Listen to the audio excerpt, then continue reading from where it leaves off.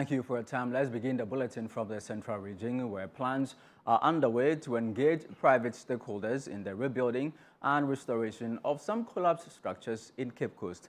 Now, the series of collapses began on Saturday, June 21 in the region, involving well-known historic structures, resulting in 2 deaths and 3 injuries. In response, local authorities have demolished several buildings deemed unsafe to prevent further casualties and are working to rebuild in partnership with the families.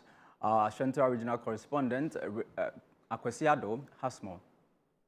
The series of building collapses began on Saturday, June 21 in central Cape Coast. Among the most significant was a well-known structure beside the historic London Bridge which caved in, killing 2 people and injuring 3 others. At Amisetree, another centuries-old house, believed to be over 200 years old, also collapsed. That incident resulted in 1 death and left another person critically injured, despite prior warnings from city officials who had begun identifying and demolishing structurally unsound buildings.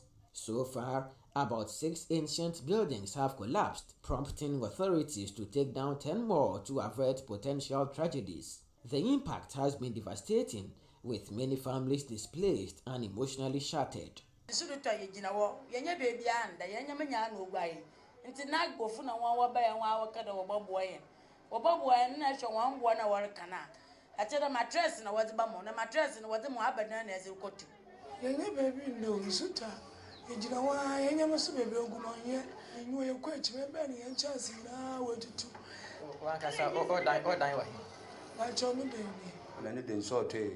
Maybe I'm from you know what.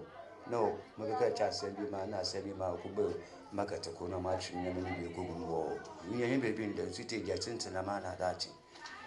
The pioneer will go for Amon to sleep with you when you would tell me a car. Neighborhoods like London Bridge, Amisetree, and Brofiedu are known for their abundance of historical structures. Many of these buildings, constructed with laterite, wooden beams, and in some cases metal supports, date as far back as the 17th century. The now collapsed house near London Bridge, for instance, was built well before the bridge itself, which was constructed in 1905. Residents say the destruction of these buildings, whether by time or by force, is eroding cherished memories and an irreplaceable part of Cape Coast identity, as many generations were born and raised within their walls.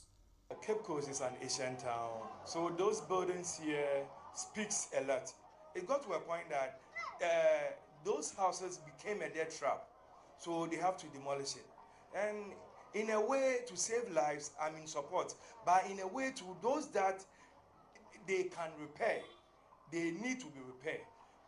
It doesn't come in like if the building is out of age, by all means you have to demolish it. No, it's a big no. Still, city authorities argue that the demolitions are a necessary step to protect lives.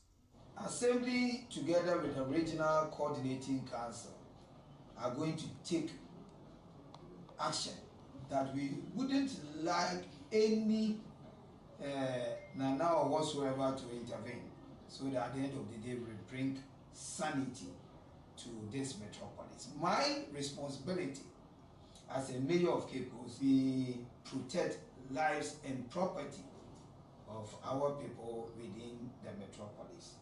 The chief of Cape Coast, Osabere Makwesiata, has backed the move to demolish the dangerously weak structures, but he has also voiced concern over the loss of heritage. He is advocating for a balanced approach that preserves historically significant buildings while ensuring public safety.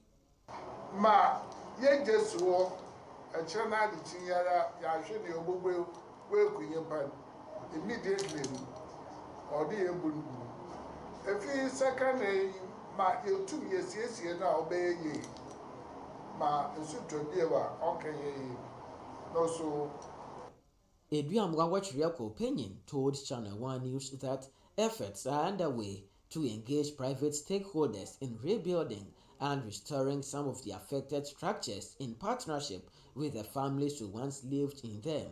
that where the structure is now is very, very economical area.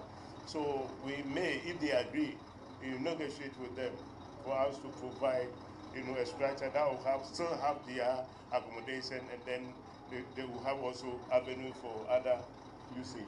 Cape Coast centuries-old buildings are falling.